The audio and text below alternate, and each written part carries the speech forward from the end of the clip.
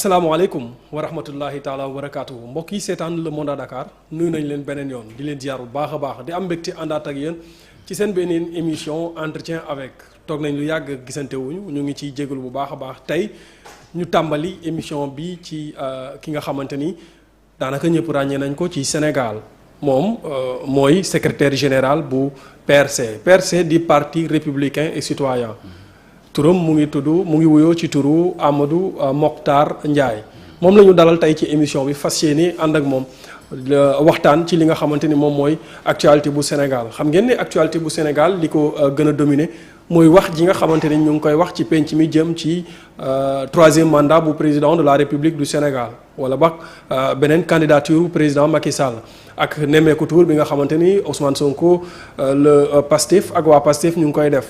waaye balaa ñuy tàmbali waxtaan boobu moom monsieur Ndiaye dinañu wax tuuti ci parcours am jaar-jaaram wax ñu ci parti bi nga xamante ni moom la sos kañ la ko sos ak yan jéego la def boobu ak léegi ak ñi nga xamante ne ñoom lay àndal di liggéey ci Sénégal wërngal képp monsieur Ndiaye salaamaaleykum. maaleykum salaam wa rahmatullah monsieur Cissé donc maa ngi lay sant di la gërëm ci invitation bi.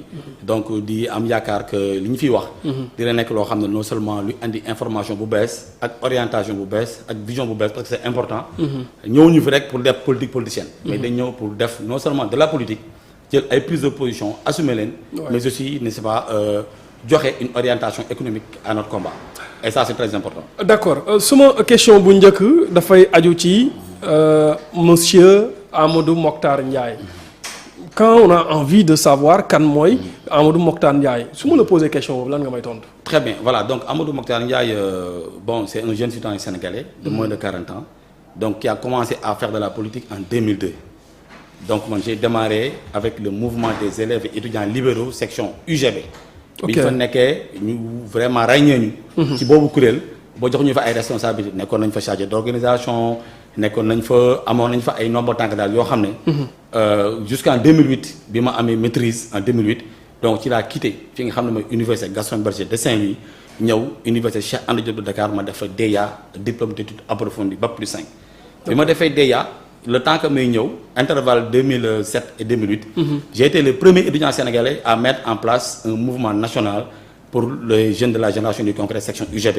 D'accord. bi ma ñëwee Dakar on a été consulté parce que ca boobu jamono il y avait beaucoup d'étudiants yoo xamante ne yu monté woon ay mouvements yu mel noonu bi ñu defee assemblée générale au cabinet du ministre d'État Karim Wade j'ai été élu comme étant le coordinateur national des jeunes de la génération du concret donc j'ai accompagné le ministre d'État Karim Wade de 2010 très jeune encore à 2012 donc tout ce qui était jeune tout ce qui était politique j'avais pas un poste administratif mais j'avais un poste politique dans son cabinet. Voilà donc j'ai fait mes armes là-bas j'ai fait mes armes à la génération du concret au Parti démocratique sénégalais quand le président Wade a perdu le pouvoir en 2012 j'ai recommandé à Karim Wade ma ne ko yow da nga yori mouvement bu am doole bu tudd génération du concret ñun demoon nañ sax ba ëpp doole yenn parti politique yi mais ñun dañu nekkoon mouvement boo xamante ne dañ doon évoluer en solo donc c'était un mouvement à part on n'était pas du PDS. D'accord. ma ne ko nag li ma lay recommander mooy constitution wu Sénégal maanaam charte ndaw réew mi.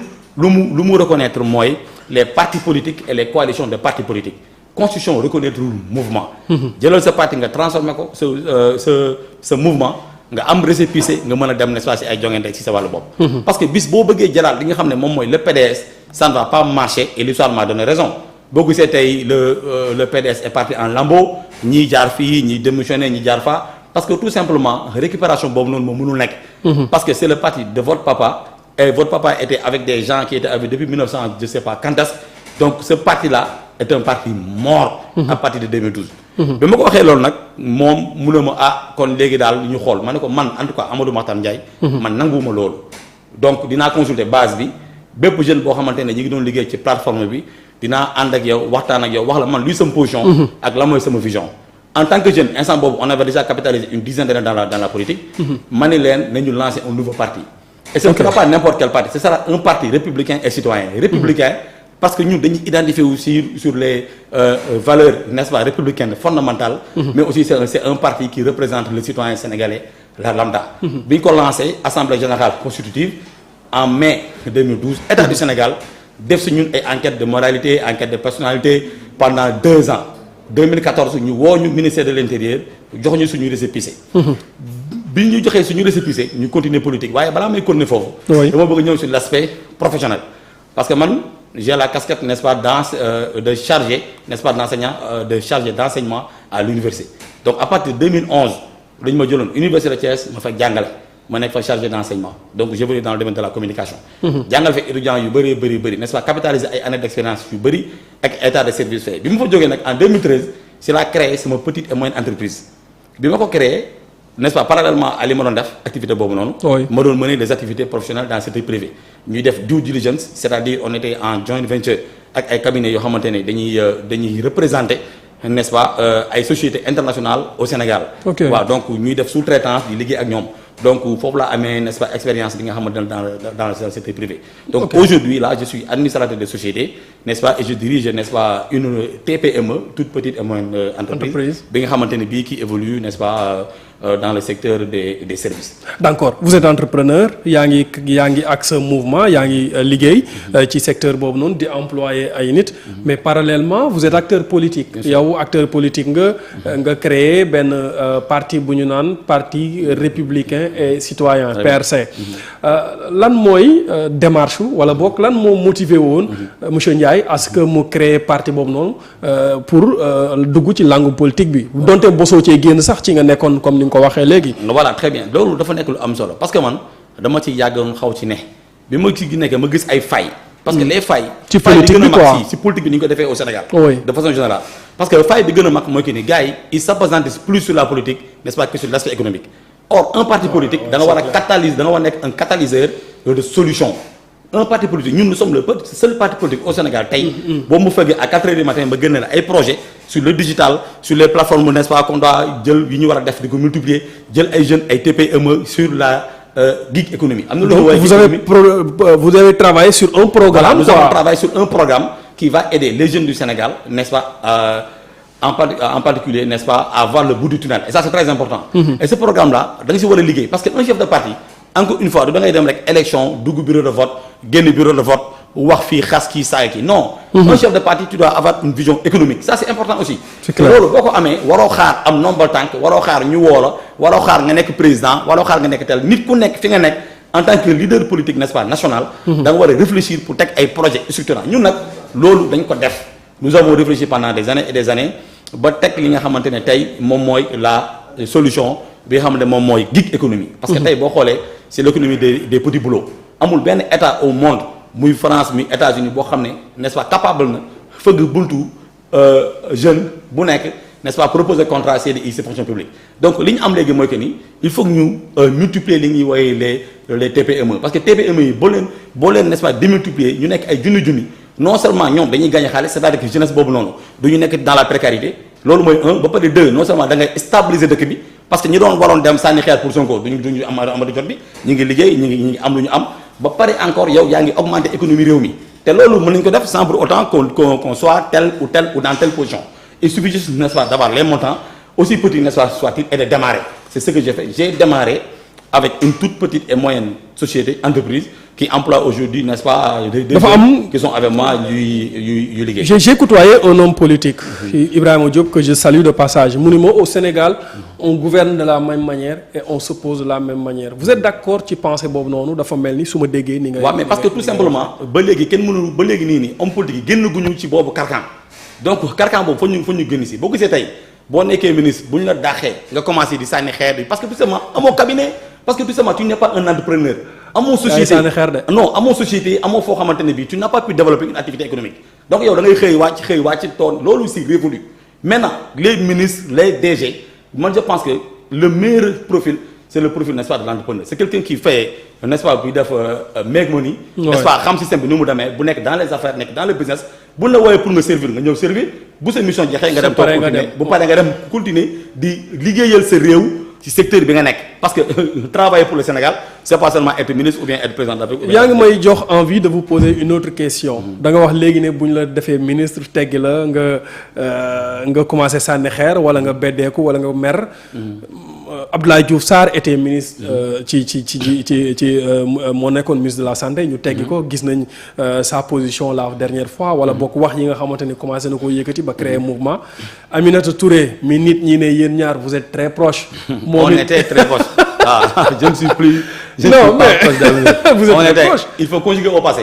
Non, mais pourquoi conjuguer au Non, passé il faut conjuguer au passé. On n'est plus très proche. Voilà.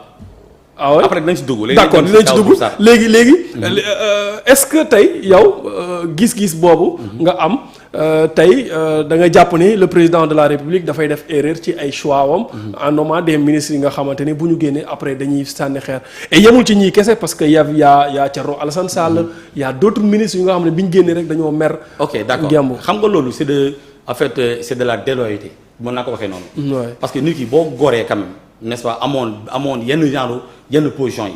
ñu jël la teg la ci yenn position yi c'est un homme moo la teg ci boobu position pour une mission X Y ou Z mais cette mission bu jeexee moom s'il estime parce que aussi tamit mënoo ñëw nga ne nit ki yow yaa yore le pouvoir discrétionnaire. Ouais. yow yaa nekk la personne qui est dépositaire du suffrage universel des Sénégalais. Ouais. Un dimanche matin des millions de Sénégalais jox la seen carte.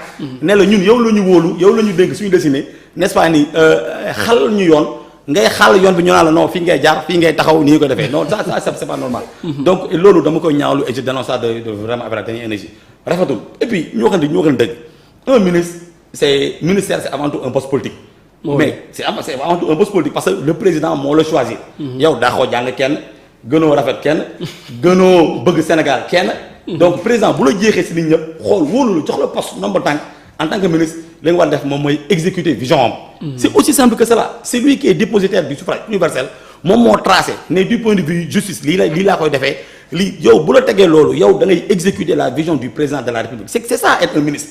Un ministre on te demande pas d'inventer de créer on te demande d'exécuter scrupuleusement la vision du président. D'accord. Si le président il décide de faire un jeu de chaises musicales jël la teg la fee wala pour x raison da nga am ay incapacité mënoo mu jël la dàq la am la demal nga am ngor nga continuer ci sa business yi ngeen liggéey tu prends les jeunes nga nekk dans la formation n'est-ce pas dans le truc dans les affaires pour nga soutenir leen léegi dafa am beneen affaire ay affaire de Diouf Sarr yi vraiment dafa ma en fait jaaxuluma sax ko affaire parce que même su ma nekkoon président Macky Sall dama koy dàq est-ce que vous savez pourquoi parce que on va en guerre mon cher ami guerre lañ jëm si on va en guerre nous ça, voulons que le président non écoutez xam nga un bon soldat c'est un soldat qui part au combat c'est un soldat qui part au front il suffit d'évoquer le nom de Ousmane Sonko automatiquement est-ce que vous avez vu ces gens-là prendre position par rapport à Ousmane Sonko et ils ont eu des responsabilités ils gèrent des trucs des postes militaires non c'est forcé non dama ni c'est forcé on n'a jamais vu Amadou Ba attaquer Ousmane Sonko par exemple quand on démonte ton patron laa la wax man sama patron ku ko démonter Amadou Ba il est le premier ministre il n'a jamais je suis pas avec donc on parle de Diouf Sarr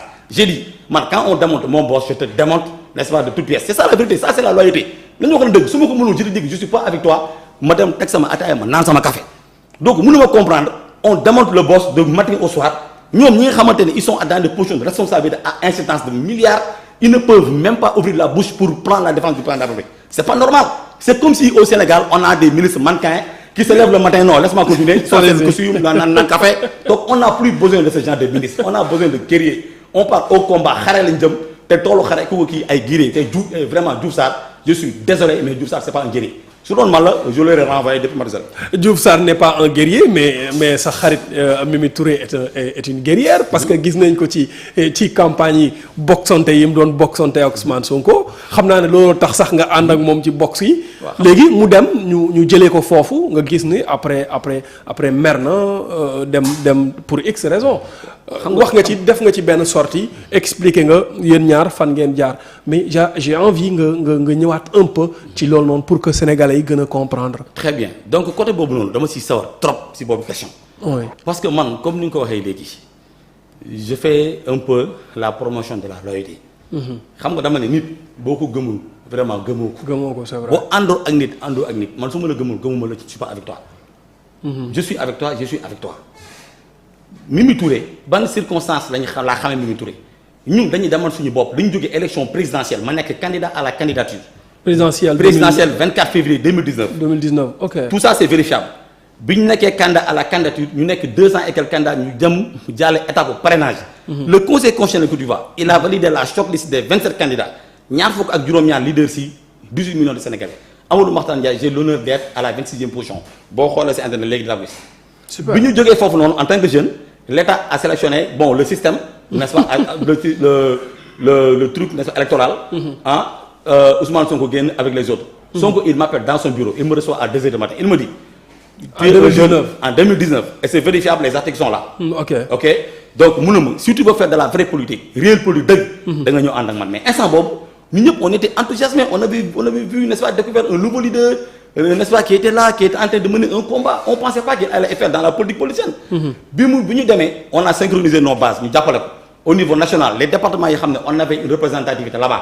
ñu woote ñu ne leen nañ dugg ci coalition Sonko président ñu xeexal ko au niveau départemental xeexal ko au niveau national génnee suñu xaalis as lëf suñu yor nous ne sommes pas millionnaires ou milliardaires jël suñu ay xar ak suñu ay bëy n'est-ce pas ni jaay ko jox ko Ousmane Sonko il n'avait pas les moyens en 2019 les carburants et tout ont cotisé ce sont des messages ce sont des mails et tout ça c'est vérifiable on l'a soutenu parce que amoon njortu bu rafet am na ñu woowee bonne foi mais bi élection yi jeexee Union européenne war ñëw def restitution rencontrer les candidats Ousmane Sonko s'est enfermé dans sa chambre et a reçu là-bas les gens de l'Union européenne ma ne nag gars yi attention kii nii il veut partir en solo il ne met en avant que sa propre personne alors que ñun on a un projet pour le Sénégal bu ñu jógee si loolu il me parle de fusion je dis que moi je ne fusionne pas avec toi je suis désolé parce que bi ma commencé def politique en 2002 je te connaissais pas et quand j'étais sur le terrain tu étais dans ton bureau climatisé aux impôts et domaines. mais boobu lan moo la metti parce que parce qu'il a reçu tout simplement non comprendre ce sont les actes. ay démarches yu non ce sont les actes non àndu nawle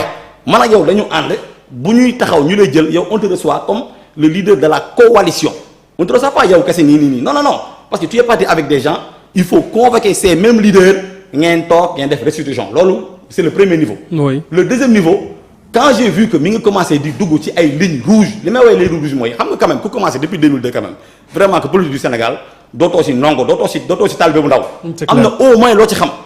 nee naa ko ligne rouge yi ngay def yi nga bëgg franchir boo ko franchir tu vas avoir des problèmes. les lignes rouges n'est-ce pas ce sont les tentatives de déstabilisation parce que un homme politique un chef de parti un leader am na foo xam ne yow waroo fa romb moom nag xoolal xamu ko parce que tout simplement il n'a pas un jour d'expérience dans la politique. léegi xoolal à ce que les gens croient léegi xoolal. mais dama bëgg dama bëgg ñu dugg ci Mimi Touré. waaw loolu laa expliqué juste Ousmane Sonko parce que j'ai beaucoup de questions. ok Mimi Touré je l'ai connu à la veille des élections législatives. élections locales yi jeex. ñu gagné 2 communes. nous sommes partis aux élections locales sans coalition.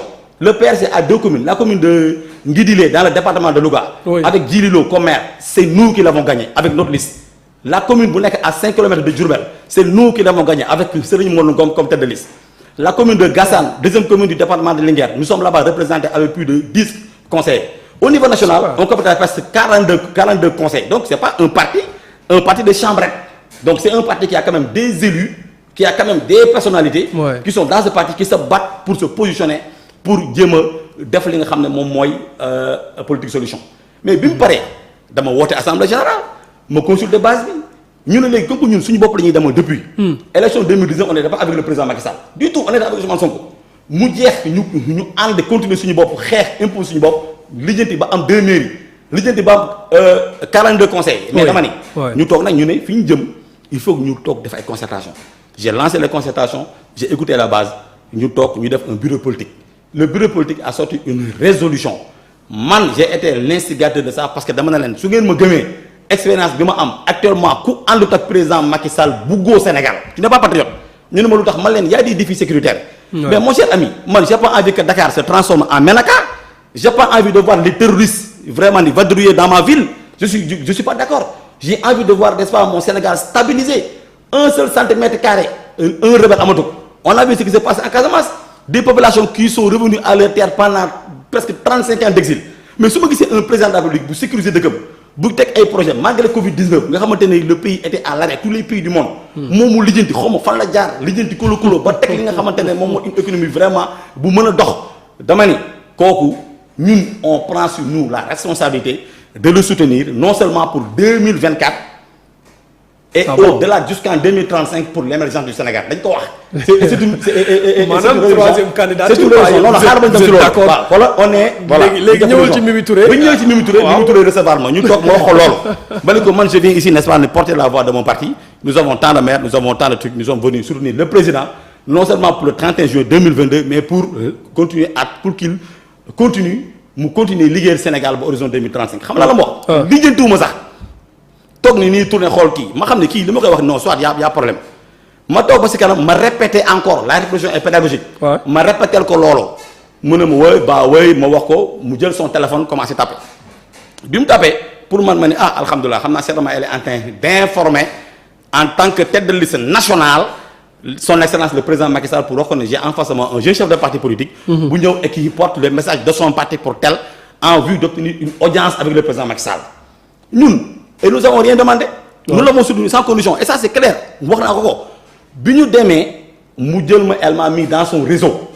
et Mimi Touré elle a son propre réseau à l'intérieur du gouvernement maintenant man puisque j'ai une section digitale qui est très dynamique on m'a donné la communication digitale de Mimi Touré durant toute la campagne man maa ko yor.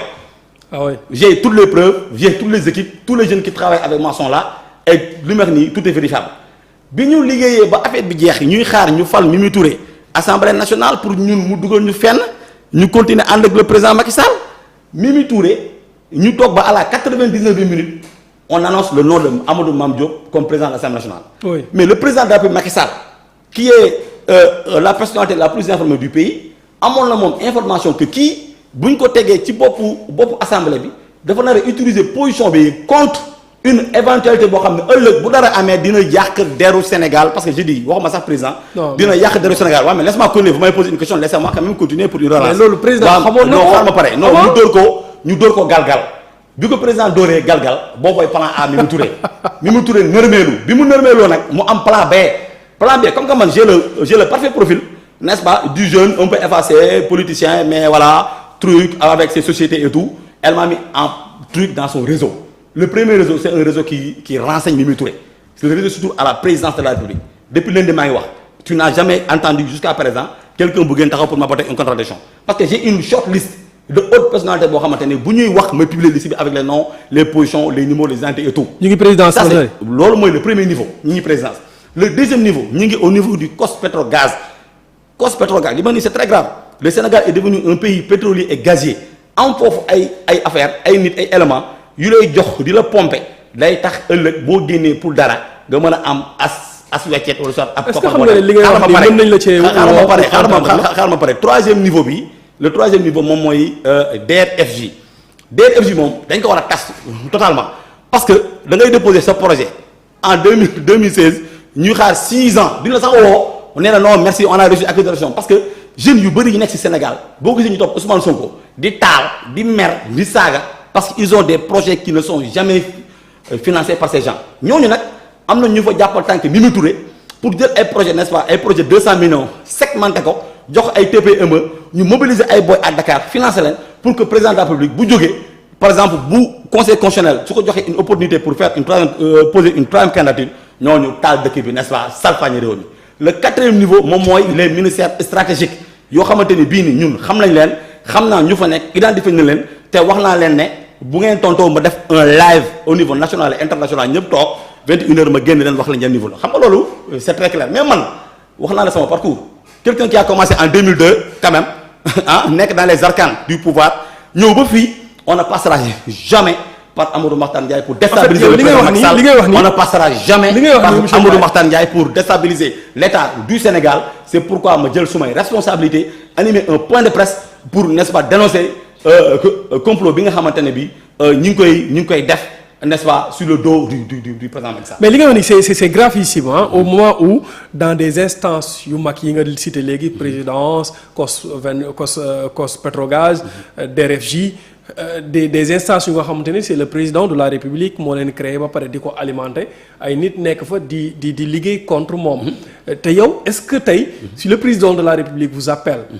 est-ce que di nga ko jox des preuves palpables yoo nga xamante ni voilà quoi. dina ci mën a nee naa la man quand même je suis pas né dans la dernière pluie wax naa la je suis entrepreneur j'ai été chargé n'est-ce pas d'enseignement à l'université pendant plus de 10 ans je suis chef de parti pour légalement constitué je sais très bien ce que j'ai dit et j'ai la claire conscience des actes que je pose lu leer laay wax moi je suis un patriote un Sénégalais su ma gis luy raam xam ne luy raam si nekk bi la mais yow li ngay wax nii yomb na répondre ñaata nit lañ fi dugal ci ay responsabilités bu Sonko di attaquer président de la République di ko dóor ay missiles est-ce que dégg nga ñu wax loolu c'est la lâcheté man soit tu es avec moi soit tu es contre moi mënuma comprendre ñu toog ak yow chaque jour ñuy fanaan chaque jour nga ma jox ay position ñu lay saaga di la xarab di la wax du n'importe quoi à un niveau extrêmement élevé mais nga noppi mais loolu rek vraiment ça renseigne sur l'état d'esprit de ces gens-là, c'est parce que il manque de sincérité.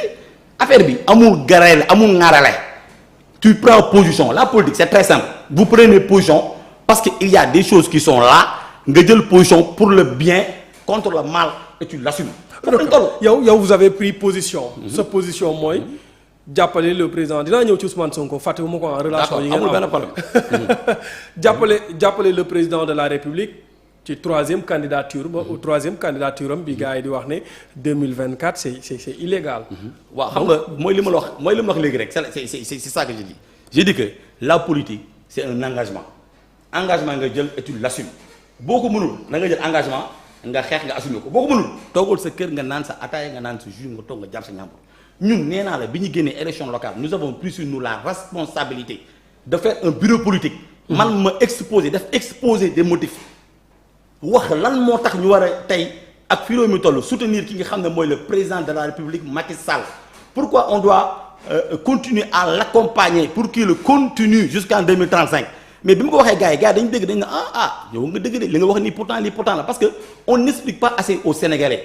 nit ñi Sénégalais yi expliqué ñu leen lan mooy raison yi ak lan mooy enjeu bi ak lan mooy danger bi jël suñu réew di ko jox ay brigands ay bandits ay délinquants yu nga xamante ne ils n'ont aucune expérience internationale ils n'ont aucune expérience locale li ñu xam mooy yeewu saaga fii xarab fii dugg fii gën fii loolu laa la wax dañ ko assumer et ça nous l'avons dit à Mimi Touré n'est-ce pas nous avons porté le message à Mimi Touré et je le porte aujourd'hui n'est-ce pas publiquement nous sommes favorables à la continuité de la mission du président Macky Sall jusqu'en 2035. donc yow yaa ngi wuyu si li Mimi Touré wax ne son problème avec le président de la République c'est le troisième mandat. mais c'est pas la vérité. Vous savez pourquoi c'est pas la vérité? non mais moom elle n'est pas d'accord ci troisième mandat. Pourquoi elle n'est pas d'accord aujourd'hui? Pourquoi elle n'était pas d'accord il y a 3 mois bi muy battre campagne pourquoi elle n'a pas battu campagne contre le troisième mandat man bi may woo ay X-time 2h 3h du matin di ma joxe instruction pour me liggéey pour tel elle m'a pas dit que non je bats campagne contre le troisième mandat. am na yoo xamante ne c'est il n'était pas question de troisième mandat il était question de donner la majorité au président de la République. Jusqu'à présent il n'est pas question de troisième mandat. Le président Macky Sall n'a cessé jamais prononcé sur le troisième mandat. Ñun en tant que chef de parti en tant que responsable politique c'est nous qui prenons sur nous la responsabilité n'est-ce pas de l'imposer parce que gisuñu fi alternative n'est-ce pas bu mën a jël réew mi stabiliser ko liggéey ko n'est-ce pas ni ba 2035. Ousmane Sonko. non c'est. il est le chef de l'opposition Ousmane Sonko tey saay bu génnee wala saay bu waxee rek mu yëngal la République yëngal ministres yi yëngal directeurs généraux yi yëngal les alliés comme yéen ngeen mu mel nii dafa am da ngeen ko ragal dafa am lu ngeen di ragal ci Ousmane Sonko. très bien dafa mel ni Ousmane Sonko bu nekkee président de la République du Sénégal dafa am lu ngeen di nëbbu bañ mu lëñ bët ko. c'est quoi le problème yow c'est que il faut que ma ñëw si benn affaire bu ndaw. xam nga Sonko son maître mot c'est quoi c'est le patriotisme. Oui. Ousmane Sonko du moom moo ñuy jàngal lan mooy patriotisme en 2022. je rappelle que man de façon personnelle mes arrière-grands-parents dañu xeex ki nga xam ne moom mooy tubaab bi avec les armes à la main ils sont tombés au front Lat Dior Ngoné Latyr Diop Alboury Penda Alboury Ndiaye ces gens là tu penses que li nga xam ñi fi nekkoon depuis bërki démb xeex jël ay ngànnaay Ousmane Sonko ñun suñu ay maam def loolu ci dëkk bi stabiliser dëkk bi ba dëkk bi tekki nu mu nekk moom moo ñëw Ousmane Sonko en 2022 di wax non kii mooy patriote kii il n'est pas patriote qu'est-ce que ses ancêtres lui ont fait pour le pays qu'est-ce que lui il a fait pour le Sénégal Ousmane Sonko n'a pas wax naa la ko il n'a pas un jour n'est-ce pas d'expérience dans la politique c'est pourquoi il est tombé aussi bas en subissant des accusations aussi graves de viol des accusations aussi graves de viol lu musul am ci Sénégal un homme politique de premier rang qui a été accusé par une gamine n'est-ce pas de viol et qui court un procès bi nga xamante ne qui peut tenir son image à jamais amul parce que c'est son manque d'expérience parce que xamul dafa dugg il est parti le président Wade yal na yàlla guddal ay fanam xamul ma xoon la politique ça ne s'improvise pas ça s'apprend politique da nga ko jàng ABC la da ngay dugg da ngay def CFA ñale nga def CM2 nga am bac Ousmane Sonko il s'est réveillé un bon matin il a pris son café nee na taxaw il va entrer dans une course boo xamante ne bi xamul quels sont les tenants ni les aboutissants loolu moo tax tey boo xoolee à Ziguinchor bi mu dirigé mais waa Ziguinchor dama leen yërëm yow noo ma jëlee nit nga am si moom yaakaar nga def ko maire il passe son temps à vadrouiller dans le pays au lieu de trouver des solutions concrètes. Parce qu'il est candidat à la présidentielle. Non, écoutez, mais il y a comment déclaré sa candidature. Mais tu es maire, non, mais tu es maire. Être maire, c'est un honneur, mon ami. Être maire, ñu jox la écharpe bi nga takk ko. Population locale bi génn, c'est un honneur, xoolal, c'est un sacerdoce, da nga war a xeex, da nga war a fight. Man su ma nekkoon maire du ma nalaw. Mais le président Macky Sall trouver des non, écoute, da ngay fight pour jéem a trouver des solutions. Il a fait un aveu d'échec à Ziguinchor. Qu'est-ce qu'il a dit? Non, yéen jeunesse bi laay waxal. day leen bàyyi ataaya yi top kankuran seetaan nawetaan ils le font parce qu'ils n'ont rien à faire. mais il a raison. Ils l'ont fait parce qu'ils n'ont rien à faire. Ça un maire qui est responsable ne le dit pas. Man loolu c'est un abus de chèque de muy ruus mais mel na un président ñu teg la nga ne non je respecte non tu dois le faire ça fait partie de tes objectifs moom bu créé woon Ziguinchor ay TPME ubbi ay société créé booy liggéey mais booy duñ teg caay dem kankuran. mais loolu c'est la faute du président. non écoutez non taxaw na pour wax ne non defal ndànk le président de la République bi ñëw dafa fixé woon un objectif d'éradiquer le chômage. non yow tey su demee ba jeunes yi toog di. non c'est-à-dire que vous ne comprenez pas non c'est-à-dire que vous ne comprenez pas non c'est-à-dire que vous ne comprenez pas la responsabilité de l'homme politique. man mii di wax ak yow je suis pas maire je suis pas ministre je ne suis pas DG mais j'ai créé des TPME dëgg la ma la wax di liggéeyloo ay jeunes depuis 2 ans lu ma am ne nu mu tudd bokk ak ñoom keroog bi ma defee point de presse bi jeunes yooyu nekkoon foofu noonu mais ils travaillent tous avec moi depuis des années et moi je n'ai aucun poste de responsabilité c'est-à-dire qu'il faut pas attendre d'avoir un poste pour faire quelque chose même si tu recrutes 2 jeunes mais au moins tu as fait quelque chose pour ton pays Ousmane Sonko n'a pas recruté un jeune au contraire il fait la promotion et la multiplication du chômage à Ziguinchor ñi fa jotoon am aslëf liggéey chaque jour mu yow dàqaleen ne ñuy seen contrat xam nga parce que il réfléchit comme un collecteur d'impôt. non parce que contrat yi baaxul déglu ma wax la kay ma wax la. Ousmane Sonko dafay prôner benn politique mooy politique gu lu nga xamante ni politique teg mbir yi ci yoon. waaw d'accord léegi kay ma benn affaire. xam nga le profil du leader est très important est-ce que xam nga loolu. oui parce que en fait le leader son profil ce leader là il pense et il agit en fonction de son profil je vais donner un exemple. oui allez-y. un entrepreneur qui dirige quelque chose kooku. ambition bi muy am ak liggéey bi muy def du nekk benn toujours ak sa waay nga xam ne day jël juuti parce que impôt et domaine lan la mooy juuti kuy jël juuti fii nu mu tudd benn mbaar wala ñaari mbaar ak kuy jël juuti ci ay entreprise c'est la même chose ils font le même boulot c'est un collecteur d'impôt moom noonu lay xalaatee mais il réfléchit pas comme des gens yoo xamante ne qui font du business qui font des affaires qui font travailler des jeunes n'est-ce pas qui font un partage de revenus loolu mooy son problème loolu mooy ses limites ça c'est une limite objective c'est-à-dire que même boo ko joxee réew mi en 3 mois les Sénégalais sont dehors parce que tout simplement il sera incapable de solutionner leurs problèmes. non mais bu boobaa il y a Barthélémy Diaz à ses côtés il y a Khalifa Babacar Sall à ses côtés il y a d'autres ñi nga xamante ni il y a peut-être il y aura Karim Wade à ses côtés pour ñu jàppale ko comme ni président amee ay alliés. non je ne pense pas surtout lui xamante ne moo xam ne il est suffisant. parce que moom Ousmane Sonko il est suffisant je pense que lui il va s'enfermer dans son bureau il va en parler te yow loolu ba ngeen si xam dara.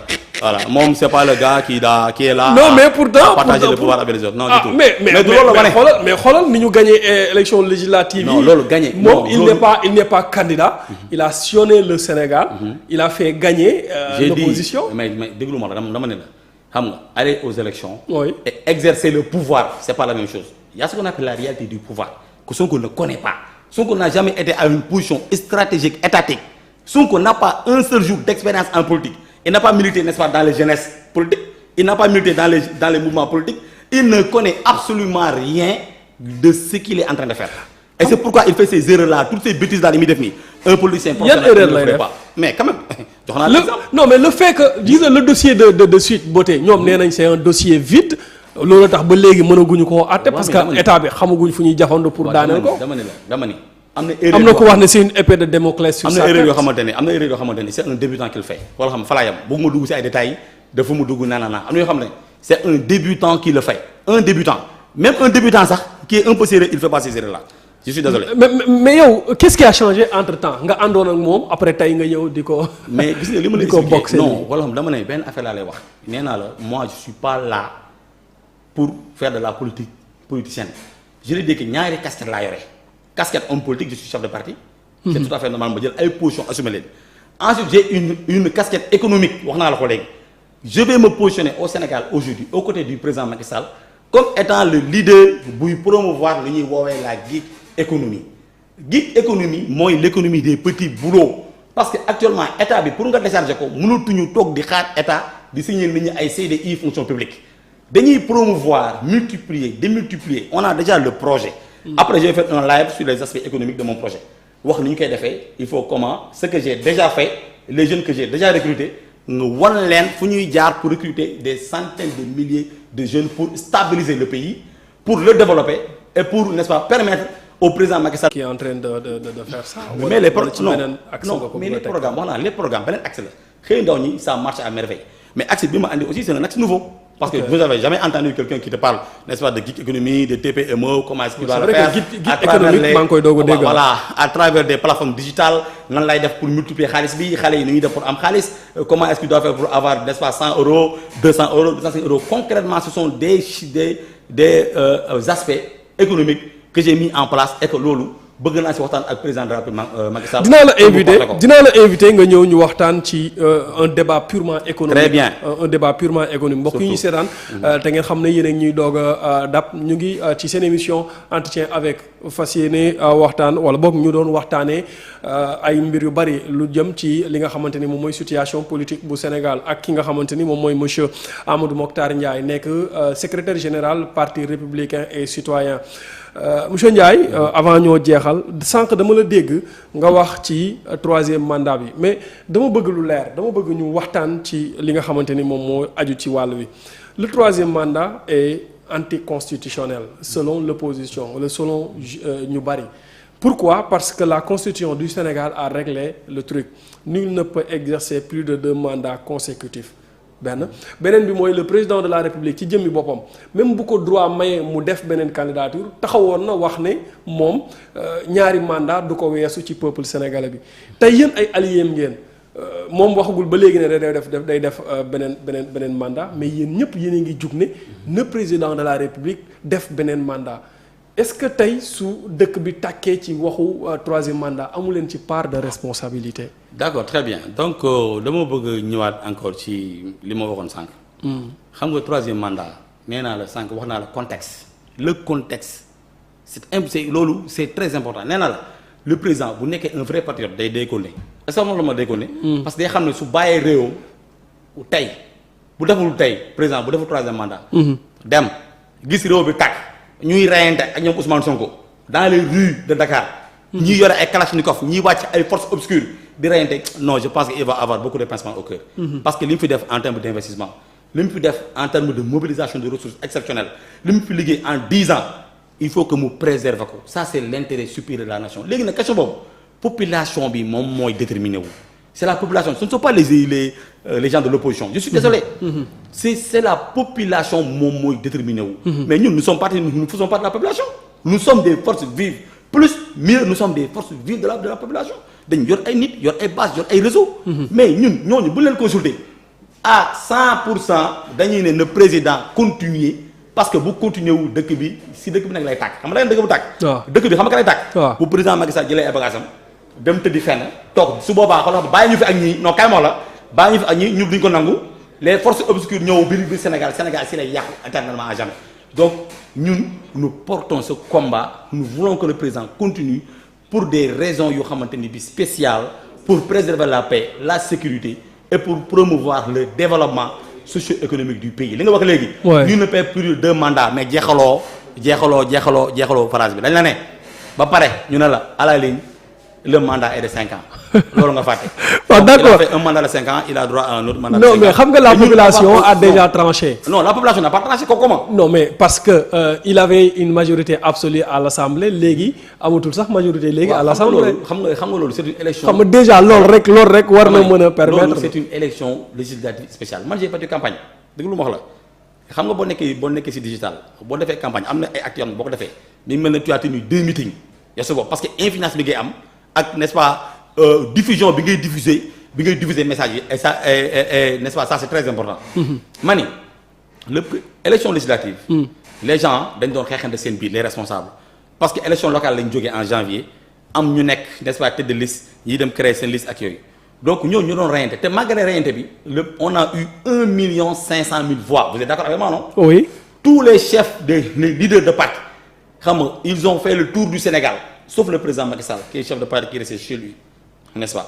Mimi Touré a fait le tour du Sénégal. Non Mimi Touré n'a pas été capable n'est-ce pas de faire plus que ce qu'on attendait d'elle bi mu amee 1,5 million voix président Macky Sall bu battre campagne on aura n'est-ce pas 3 millions ou bien 3,5 million voix et Inch'Allah rabbi. non le président Macky Sall a gardé. de 2019 à maintenant bon wàcc na sax à 2% je sais pas à 3% son électorat. voilà donc à garder son électorat. Cela veut dire que évolué wul. te pourtant la population mu ngi évoluer. waaw dama ne non xam nga li ngay wax nii. L'opposition est en train de se grossir les rangs. non dama ne c'est une élection législative spéciale avec des données politiques spéciales mais élection présidentielle son excellence bu wàccee dugg si dëkk bi. wax ak sénégalais yi remobiliser troupe bi ñëpp def un consensus autour de sa personne ma ne la population bi xamee nañu ku baax ak ku bon dinañ choisir le président de la République joxaar ko encore beneen mandat. ñu ànd ci jàmm ak salaam accompagner ko. ma toute dernière question après nga tàggatoo mooy gouvernement bu bees bi. est-ce que vous attendez grand chose ci gouvernement bu bees bi. mais bien sûr parce que lu doxee nii nga xamante ni yéex na trop. non parce que gouvernement bi quand même je pense que le président li mu leen jox comme mission c'est clair il leur a demandé n'est-ce pas d'accélérer ok et je pense que les gens ils sont en train de faire le travail pour lequel n'est-ce pas ils ont été nommés voilà donc le président mi ngi suivre. et je pense que sur les concertations sur la vie chère ak yooyu. vraiment dina am ay annonces yu baax yu ñëw avec le premier ministre n'est-ce pas Amadou Ba. n'est-ce pas lui aussi qui a été nommé qui est un homme de consensus moom tamit vraiment dina stabiliser gouvernement bi bu baax a baax parce que loolu la ñu soxla pour permettre n'est-ce pas au ministre véritablement de dérouler donc très rapidement et de vider les dossiers. voilà donc je pense que inchallah d'ici quelques mois population yi daañu ci gis seen bopp bu baax a baax dañu continuer wóolu. ki nga xam ne mooy le président de la République Macky Sall. d'accord jërëjëf Amadou Mokhtar Ndiaye dama lay bàyyi nga joxe sa kàddu gu mujj su ko defee nga tàggatoo waale. voilà merci donc maa ngi lay gërëm tamit Cissé di wax rek surtout je lance un message à la jeunesse du Sénégal. ma ne leen instant bi une politique économique moom la ñuy mener pour jàppale leen soutenir leen à travers promotion yi ma lay wax te yooyu bu ñu ko defee incha allah rabi très bientôt. président Macky Sall su ñu si jàppalee jeunesse bi dinañ ci gis seen bopp bu baax a baax ba bu ñu leen woowatee pour taal ak pour salfaañe. ak pour yàq bien wu état bi ak bien nit ñi bien privé yi kenn du ko def. dinañ toog seen kër liggéey ànd ak le président pour horizon 2035 incha allah. jërëjëf monsieur Ndiaye jaa ngeen jëf mbokk yi doon seetaan Le Monde à Dakar lii la leen indiloon tey ci seen émission entretien avec di leen dig daje incha allahu rabbi ci beneen jotaayu émission di jaajëfal ñëpp ñi nga xamante ne jàpp nañ ci émission bi ba mu yemb di la jégalu bu baax a baax. ndaxte xaar nga lu yàgg ci on devait démarrer à 19h donc ñu ngi ciy jégalu bu baax a baax di leen dig daje mbokk yi ëllëg incha allah. yàlla mi am jàmm tey borom jàmm te ku mu jàmmal nga am jàmm yàlla nañu yàlla may jàmm tuur yërmandeem ak xewalam ci àdduna wërngal képp jaa ngeen jëf.